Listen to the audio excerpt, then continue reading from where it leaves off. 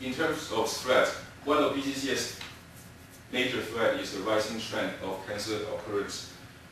This figure shows the number of cancer cases and the number of cancer deaths from 1977 to 2007 for BC men and women.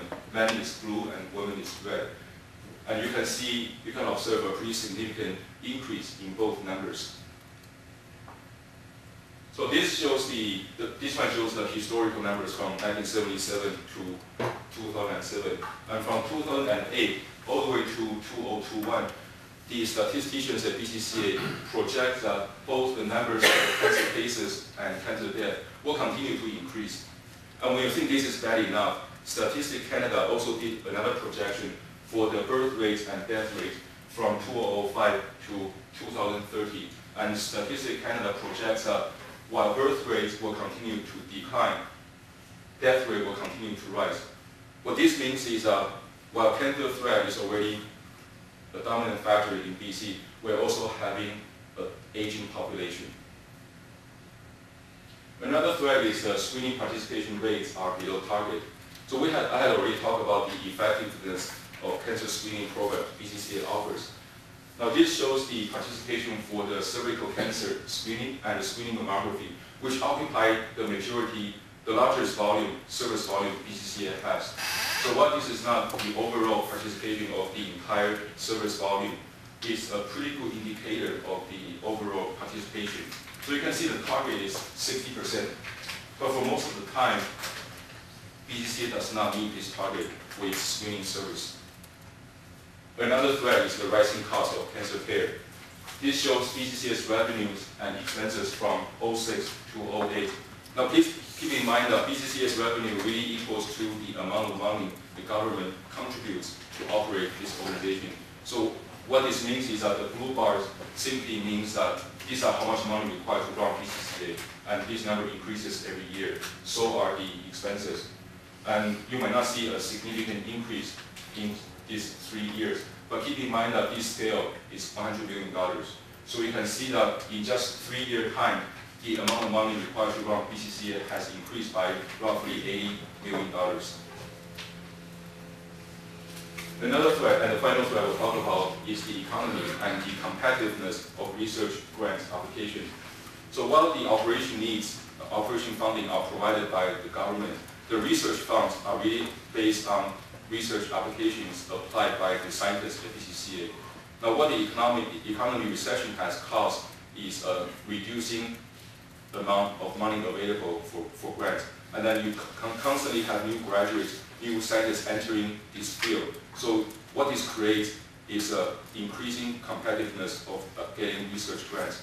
Another thing that the economy has caused is that some funders have decided to cut back existing funding or completely remove the funding for current ongoing research projects. So all these are making research activities even more difficult than the difficult nature it already has.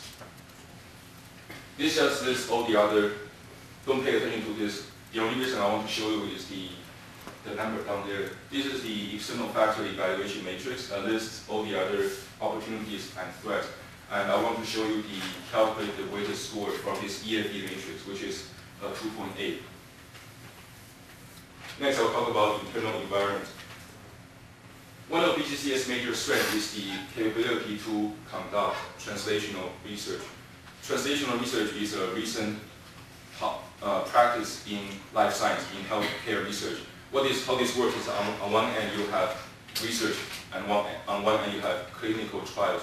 So whatever discoveries from the research is immediately moved to the clinical trials, and whatever experience gained from the clinical trial is immediately moved back to further future researchers. So what you see here is that translational research really pushes for continuing movement between research and clinical, and the result is a more effective delivery of research outcomes. This is a map of Vancouver.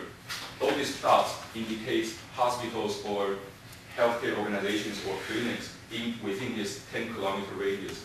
This is BCCA's Cancer Research Center. And you can see the research center is really located at the center, at the heart of Vancouver's healthcare region. Some other major players on this map include the second one. This is BCCA's Vancouver Center. It's just right across the street from the research center. And the one down there is Vancouver General Hospital, which is just within 1 block from both institutions. So you can see with the location that the research center is planted really helps its ability to conduct translational research. Another strength is the resourceful and stable support from the government. Now, I mentioned earlier about the difficulty of getting research grant, but on the operational side, the government has constantly provided funding to fulfill the operational needs. Even recently, during the most difficult economy time, Gordon Campbell and his ministry decided to increase healthcare budget, and I was really happy to see that, and I voted for the Liberals recently. I'm pretty shallow, so. Another strength is the ability to attract and hire top-tier professionals and researchers. That would include myself. No, that would exclude myself. That's another BCS internal organizational culture is really attracts top people. Now let's talk about weaknesses. One of the major weaknesses is disproportional funding distribution. We talked earlier about the effectiveness of cancer prevention detection versus cancer treatment. The red ones here including the treatment volume, the less effective one. The blue ones here represents some of the screening volumes, the more effective and the cheaper one. So this looks good because we do want to have more people undergo screening rather than going treatment. But when you look at the funding distribution, you see that 90% of the funding are spending on treatment, something that's smaller, less effective. This is definitely one area BCCA can work on. It's really difficult to do this, but this is one opportunity for them to find out more reasonable ways to distribute the funding. Of course, one way to do that would be to increase the number of people in screening so that this here will decrease and will therefore decrease the funding distribution.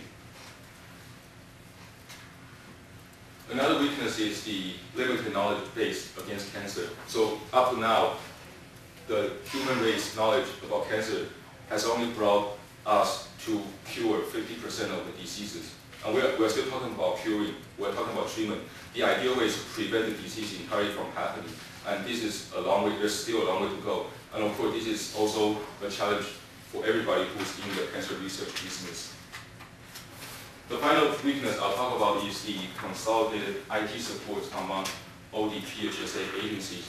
So I mentioned PHSA earlier.